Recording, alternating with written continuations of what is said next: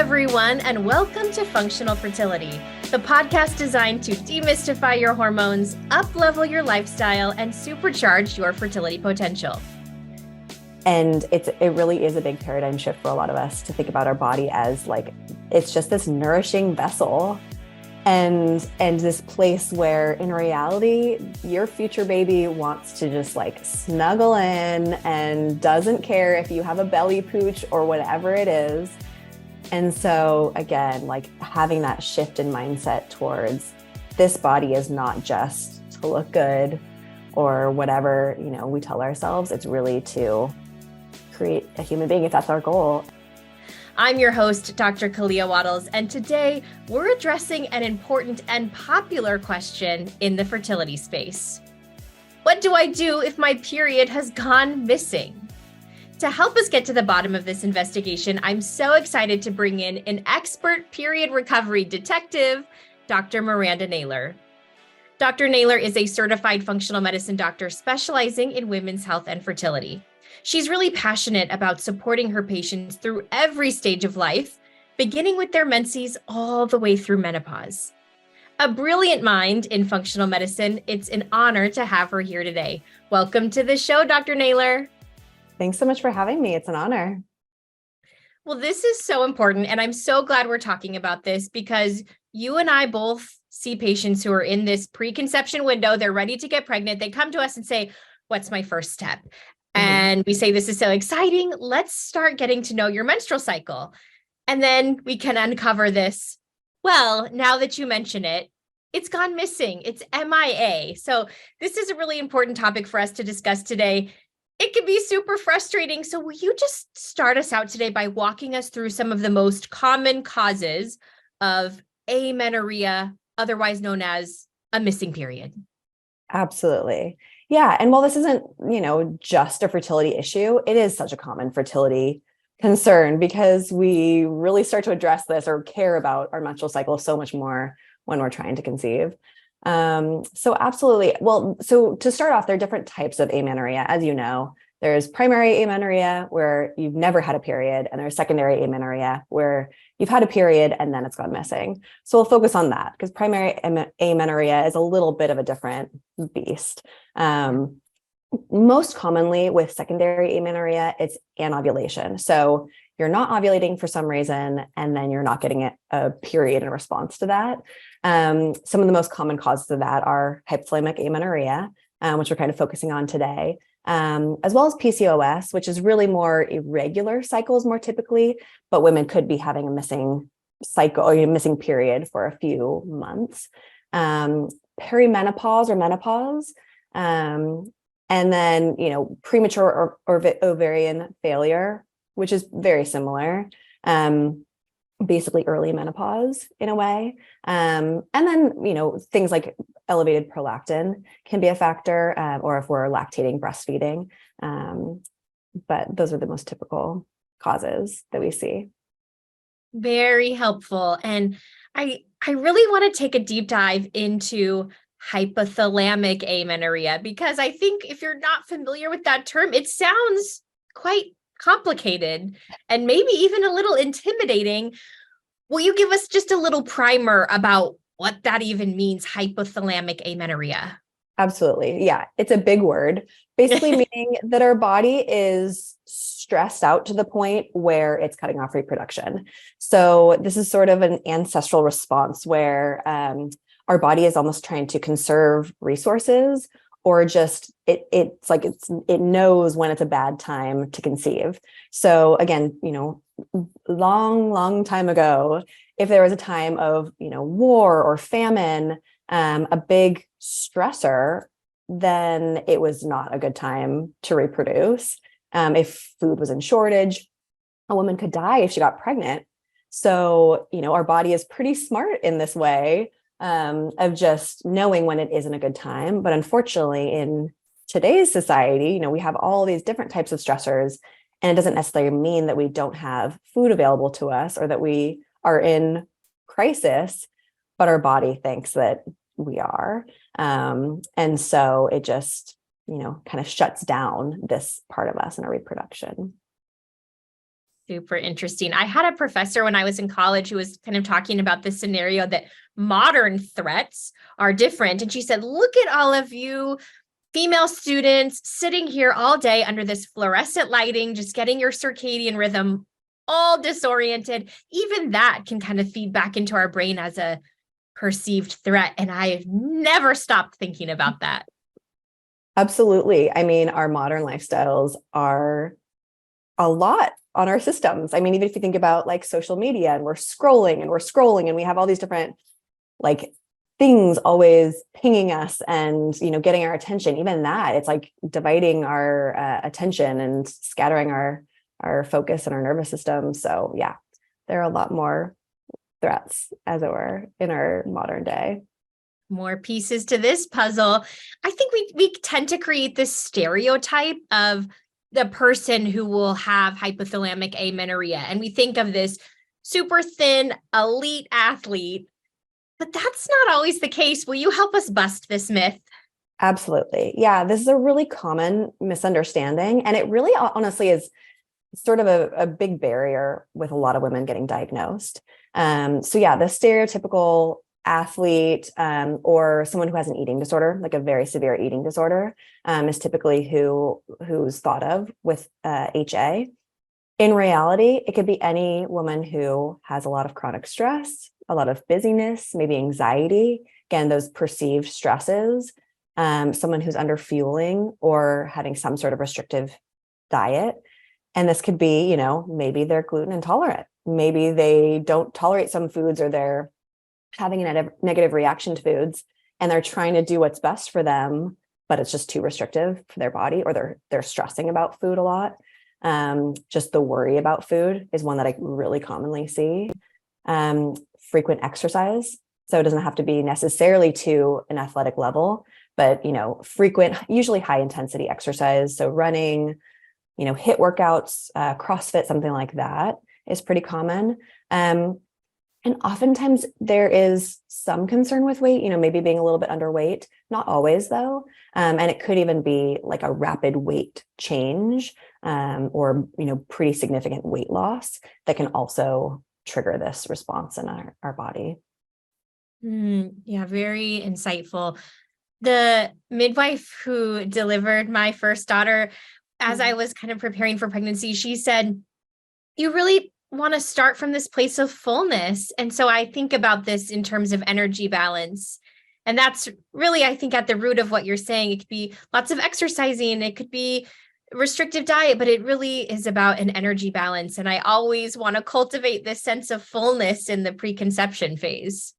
Absolutely. Yeah. There's, again, back to our like modern day society, there's this like restriction focus of like, what foods are bad for me? What should I eliminate? What should I, what should I avoid? What should I not do? In reality, it's like, we need so much more than we're giving ourselves. And so absolutely, it's that energy balance, the balance of the energy expenditure, like exercise, and what we're nourishing ourselves with, as well as just that overall stress response. Yes. The mental, emotional, spiritual component as well has a part to play here. Absolutely. You mentioned a few moments ago that, of course, this comes up when we're thinking about getting pregnant, because all of a sudden we have this increased awareness on our cycle and what's going on and what's our cycle length. But there's really repercussions that extend beyond just our fertility health. And I've had patients tell me, before they're trying to get pregnant, well, I actually don't mind not having my period. It's kind of nice. It's kind of convenient. I don't have to worry about it. But can you talk to us about some of the important long-term effects of hypothalamic amenorrhea and why we might want to restore our period, even if we're not trying to get pregnant right now? Yeah, absolutely. While it is convenient to not have a period, there are some really severe actual like health concerns with not having a period. One of the big reasons is it's a very low estrogen state. And without estrogen, we're not getting the signals that a lot of our body parts need. So like our bone health is one area that can be really impacted. So like osteopenia, osteoporosis, basically thinning of the bones, is a really common one, especially with prolonged amenorrhea. Cardiovascular health is also a big issue. Our heart and our blood vessels can start to suffer in this long-term amenorrhea as well. our brain, which we don't really think about. I mean, we don't really think about until we start to have issues with our brain. We kind of take it for granted, but we can have like cognitive issues, brain fog, trouble focusing, maybe just not having the same mental performance that we're aiming for, as well as, gut health issues. These aren't always as noticeable. I feel like they're more common, but maybe fly under the radar for a lot of people, but just like maldigestion, just not able to process food normally, maybe having dysbiosis in response to that. And as well as just our nervous system, again, going back to that stress response. Our nervous system is basically what is like taking in all the information from our environment and processing that. And our nervous system is basically, or at least our autonomic nervous system, is either in fight or flight or rest and digest and heal and reproduce. So if we're constantly in that sympathetic or that fight or flight, then that has a long-term effect as well, where our nervous system has a harder time getting out of that. We sort of wire our brain to be in that fight or flight state. And so suddenly we start having like ongoing anxiety and feel really burned out and wondering why we can't just turn that off. And it's because our brain just sort of wired itself to having that be reality. So that's a like more common, but again, like very underdiagnosed concern that can be happening. Yeah.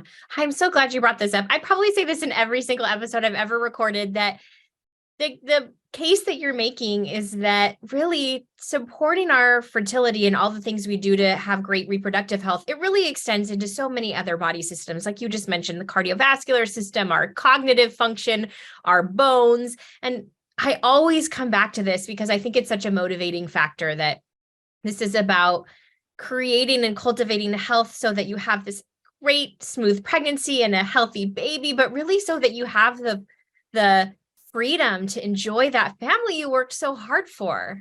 Absolutely. I totally agree. The focus really for me is the same, like get that healthy child that can thrive throughout its life, but then also set yourself up for good health, throughout motherhood and beyond, really. And that's what I love about functional medicine, especially in the fertility space, is that we are looking at all of those pieces.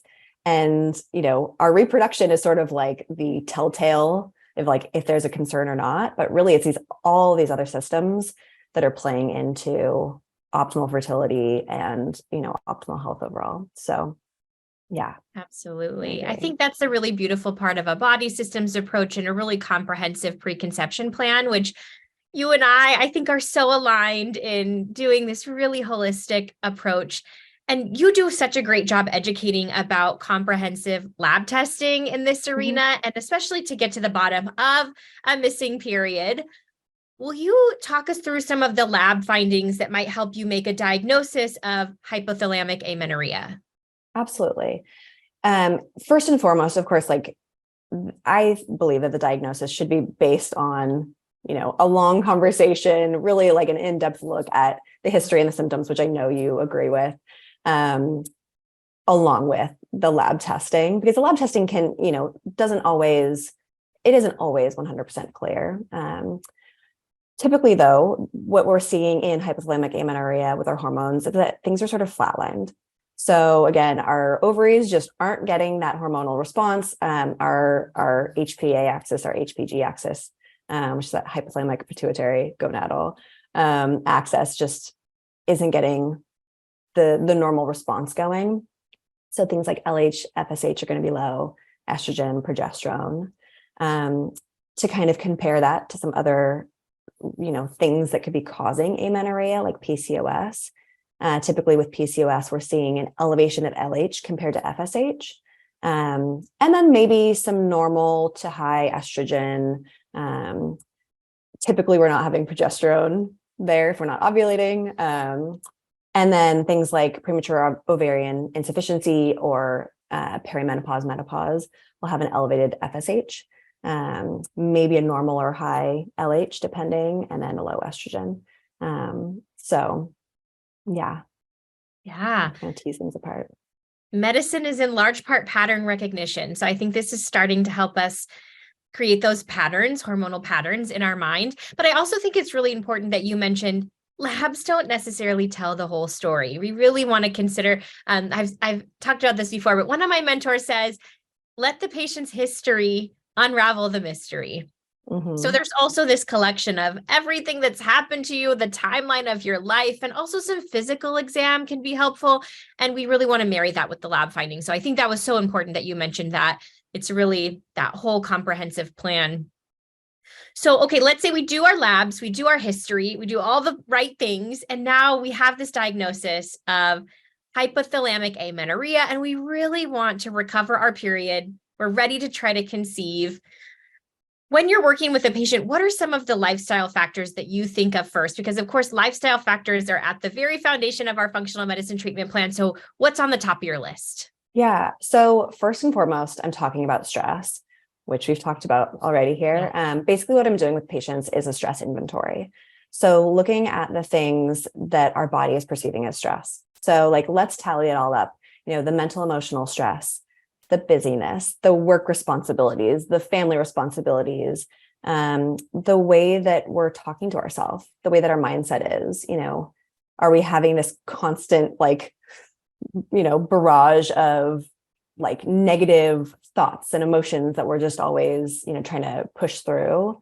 Looking at activity, again, those high intensity exercises, the type of movement we're getting, other hormetic stresses. So like if we're doing intermittent fasting or, hot or cold exposure, which are, great for a lot of people, but might be, a stress that can be adding into this. As well as looking at other, like systemic stressors on the body. So you talk a lot about oxidative stress, which is huge here, inflammation, looking for sources of, physical stress on the body as well there. And then comparing that to the things that are helping to counteract those stresses. So the way that we're resting, the way that we're nourishing ourselves, our sleep, the community support that we have, the joyful things that we're doing, like, are we getting enjoyment out of our work? Or are we getting enjoyment out of life? Are we having fun? And really, again, comparing those things and really setting a plan to have it be in a better balance. Sometimes there's only so much we can do about the external stressors, but there's so much we can do about how we're handling stress, the mindfulness, all of that. So that's really central. And then talking about, like you mentioned, the energy expenditure versus the energy intake. So nutrition, really having that paradigm shift of food isn't just calories and bad foods. It's really nourishment, trying to focus on those really nourishing foods, really just trying to get as much food as our body needs. And then really being more mindful about rest. And, the way I describe it is, I'll tell people it's like a pendulum where we've swung the pendulum too far one way and our body is getting this signal. We can't just come back to the middle into like this homeostasis and we're good. We really have to swing the pendulum the other way and like give our body all of the signs that we are safe. We have plenty of food. We have plenty of downtime, plenty of rest. Like it's all good. And then we can come back to, this center point. So really making sure that we're focusing on those. And honestly, these pieces too, like it's so important to set up the lifelong success, the lifelong wellness, as well as prevent recurrence, because this can happen if we're like, okay, I really hate the way my body looks. I really don't want to get fat, but I'm just going to eat a little bit more to get pregnant. And then we get pregnant. It's like, okay, after that, what next? Like, are we still in this depleted state? Are we still, not doing the best things for our body? So really that's where the mindset piece and, really looking at, like, I love the way you described, like looking at your body in a different way and really focusing on fullness and nourishment, having that focus shift is really so important. Yeah, beautifully said. And especially headed in, if you choose to breastfeed and the energy expenditure that is having those healthy habits on lockdown so that you can stay nutrient replete while you're moving through that phase of life. I think that's so helpful to get ahead of that before you're there. Absolutely. Yeah. And that's such a big part of it, just preparing for lifelong health. And yeah, that's where a lot of the nutrition and like nutrient checking, as far as blood work, is so important, where it might not help with diagnosis necessarily, but getting the full picture and seeing what your body really needs for overall health is so important for lifelong health. Absolutely. And don't let me forget, I'm going to come back to this nutrient thing in just a moment, but I have to, before we move on, I have to loop back to the exercise and the movement, because I feel so excited about the popularity of a low intensity, steady state exercise. Like everybody's going on their walks and doing gentle bike rides. And I just feel like so many of us are relieved to have that be the trending thing, to do more low intensity work and move your body intentionally. And the appearance of this in pop culture is very exciting to me. Yeah. The fact that you have to be killing yourself at the gym, hating your workouts, that it just feels like torture. In reality, we don't necessarily need that. Probably like very few of us actually need that. What most of us need, like you said, is, the nice walks out in nature, some mind body activities, getting movement in our day, definitely counteracting the sedentary lifestyles that a lot of us may have with work, being in front of computers, but focusing on restorative movements is, so important. Restorative movement. Absolutely. The other piece I wanted to ask you about is sometimes I will see patients who have really irregular cycles, or they haven't had a cycle in a long time, and they're nurses who work the night shift, or another profession where their circadian pattern is just a little bit different than normal. Is that something that you see too? Because that's a big challenge when that's your lifestyle. Yes, it's a huge challenge. And honestly, that's one area where I tell people, if there is any way that you can get to a day shift, like get out of this, then do it, especially if we're seeing something go wrong, like their health is suffering in response to this, because, you get the same amount of sleep hours during the day and it's just not the same. Like our body is just completely thrown off, especially when people are shifting back and forth from the night and day time. Our circadian rhythm is so important to our nervous system and to all of this that we've talked about at this point. So yeah. That's my advice too. Is there anything we can do, especially when I see insulin resistance or just glucose dysregulation in general? It's so hard to get a hold of those things when your light and darkness cues are funky. So absolutely. Yes. Yeah. And when they do, or if they are able to shift to a day schedule, then so often it's like, oh, okay, things just fall into place, and the things that we're doing can just have such a much more potent effect. So yeah, absolutely. Well, on this topic of nutrients and nutrition, you gave us a little preview here, but I really want to get your perspective on if your patient is dealing with hypothalamic amenorrhea, if there are some nutrients that you're first testing for, and then what you find you're having to replete most often. Yeah. So as far as testing goes, I'm really testing for a lot of the same things for a lot of people, especially women concerned about the reproductive health. Looking at some of the standard things like vitamin D, B vitamins, iron levels. They're ones that I see commonly deficient in pretty much all women in reproductive years. And they're so important for fertility, healthy pregnancy, the health of the fetus and future baby. So those are ones I'm really commonly looking at. And sometimes we'll do deeper, mineral testing and stuff like with organic acid testing and, Genova testing I love doing. As far as the nutrients that I'm focusing on, those pieces, it's really whatever they need, let's replete it. But as far as a diet goes, like really focusing on fats, I find to be super important, because that's one area that tends to be really deficient in their diet. So like saturated fats, cholesterol, some of the things that maybe they're afraid of, essential fatty acids, so like omega-3 fatty acids. Those are things I'm definitely focusing on, as well as fat soluble vitamins. It's like vitamin A, vitamin E, vitamin D, vitamin K.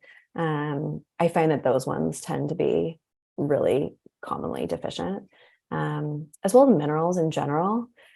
With a chronic stress state, minerals can really be depleted. And when I say chronic stress state, I mean, even just the busyness, that kind of goes into that category as well. So repleting minerals, I find to be really important as well.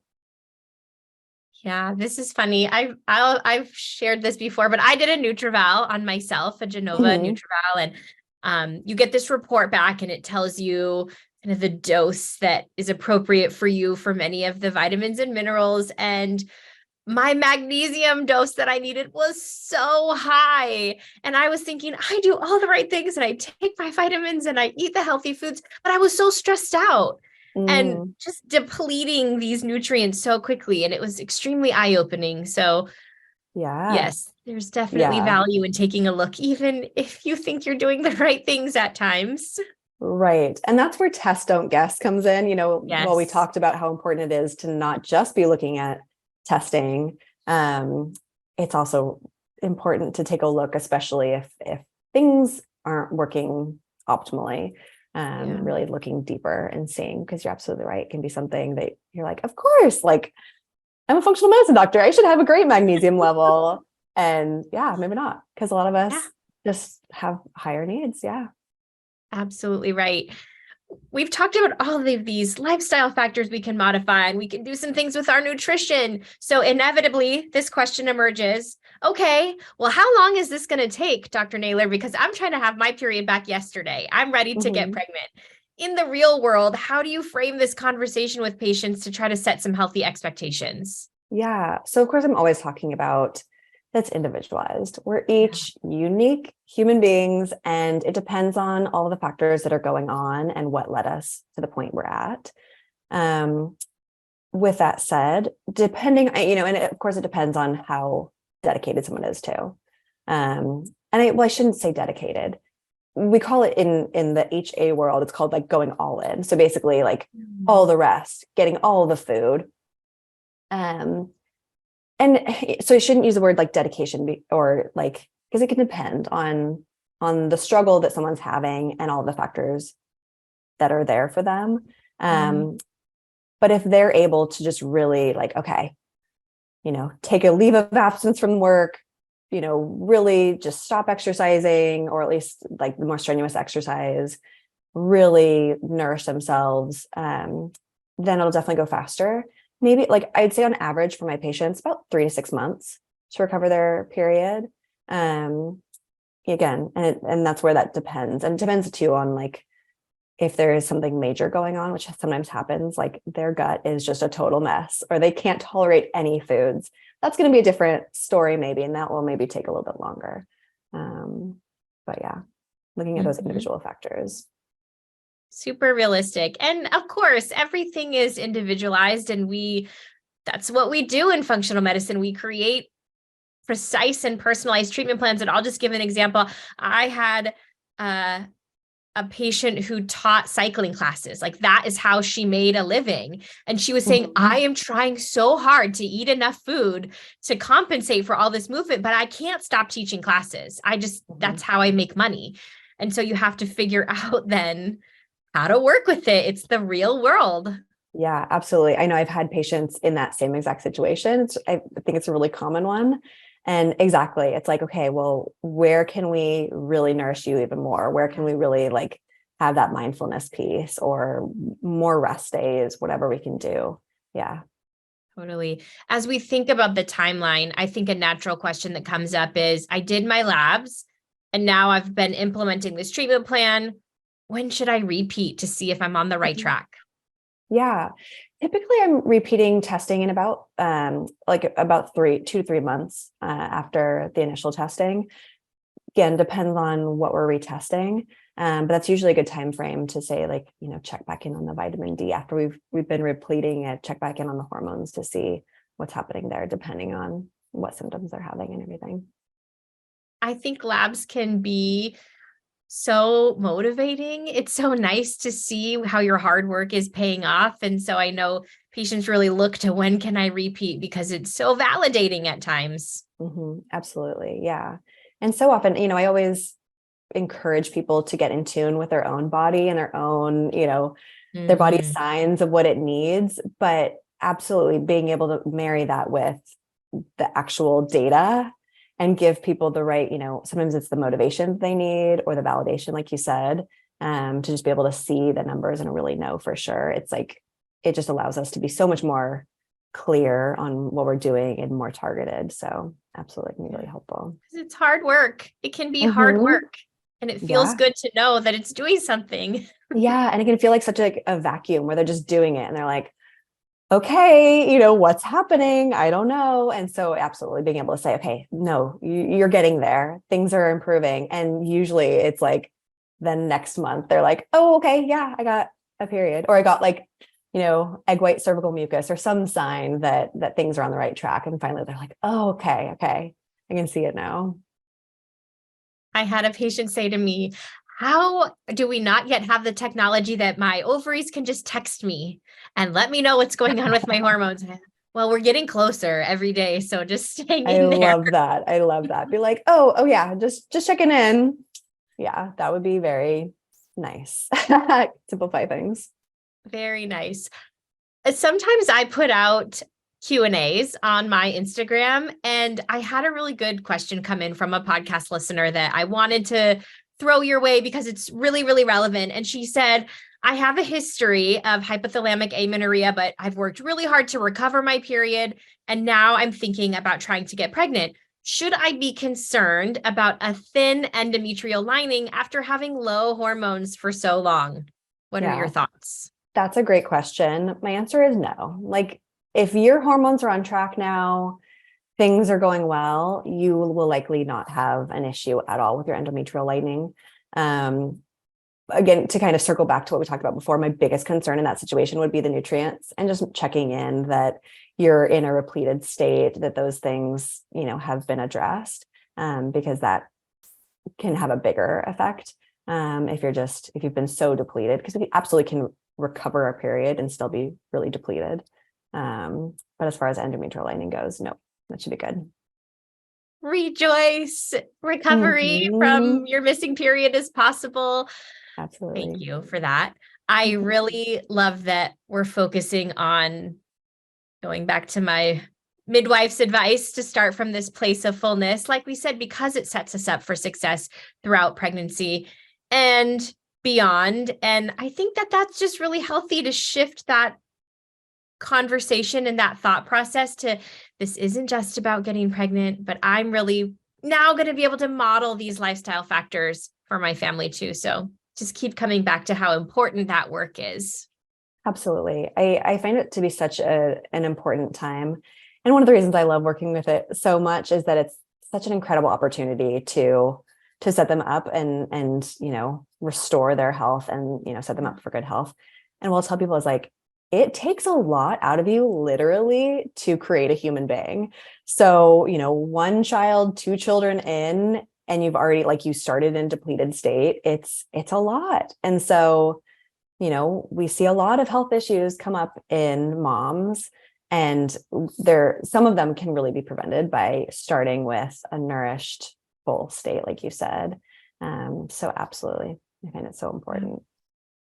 That my midwife, who clearly is full of sound bites that are just emerging today, she said to me, if your child ever talks back to you, you have this comeback always that I built your skeleton with the calcium from my own bloodstream. And so I've used that one before because it's so true. There's this transfer of nutrition when we're growing this human. So we got to have those tools ready to go. Absolutely. And I think too, in this conversation, talking about, again, coming from a state of restricting our body and trying to mold our body into what we want it to look like. And it really is a big paradigm shift for a lot of us to think about our body as it's just this nourishing vessel and this place where in reality, your future baby wants to just snuggle in and doesn't care if you have a belly pooch or whatever it is. And so again, having that shift in mindset towards this body is not just to look good or whatever, we tell ourselves. It's really to create a human being if that's our goal, and to feel good and, do these other things that we want to do. So, yeah. I love that image. On that note, as we come to the close of our episode, I always like to ask some fun questions so that we can get to know you and just hear some fun insights. So are you ready for my fun questions of the day? Ready. So my first question is, we're in the kitchen. It's the morning time. We got to make a fertility-friendly breakfast. What are you cooking up? Yeah. Well, for me, it's all about blood sugar. I've got to have some good blood sugar balancing foods in the morning to set myself up for a good day. So protein, fats, and fiber. If I had my choice of anything, it'd be like a big scramble or frittata with like tons of veggies and avocado. If it's a quick morning, maybe it'll just be some eggs and some sausage or something like that. But yeah, that's my favorite. Well, as a chicken and duck mom, I'm very rich in eggs right now. I think that is the perfect breakfast. And I like how you kind of highlighted that it doesn't have to be anything complicated. Put some veggies and some eggs in a pan. You're good to go. Absolutely. Yeah. Even if it's like, people struggle to get veggies, of course, with breakfast, but it's like, grab a little bit of like spring mix or something, throw some color on your plate, munch on a carrot or something, it doesn't have to be Instagram worthy or complicated. My breakfasts are very rarely Instagram worthy, but I also want to give a shout out to leftover dinner vegetables in your eggs the next morning. Yes, that is the best. I agree. The best. We've talked so much about supporting our nervous system as we head into our preconception timeframe. So I just want to hear from you. What is one self-care practice that you're really focusing on for yourself this year? Yeah. Well, definitely this year is like the year of nervous system regulation for me. I mean, I think for so many of my patients too, like post-pandemic, getting everything back online. So that's definitely a big focus in general for me.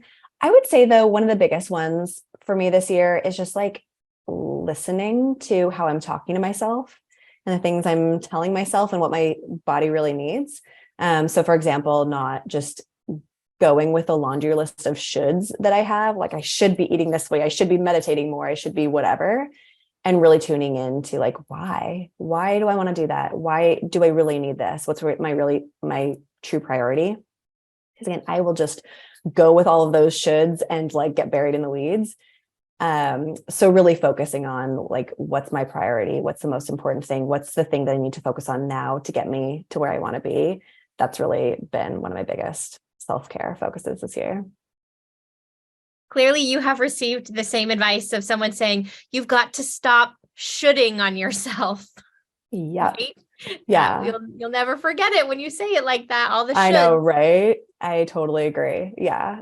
So many of us like high achieving type A people we can become successful with some patterns that are still like maladaptive in other ways. So yeah, we're pushing ourselves, we're driven, but it can get a little too much. So yeah, trying to scale it back a little bit and really, again, prioritize and really just focus on putting more energy toward the things that are the most important.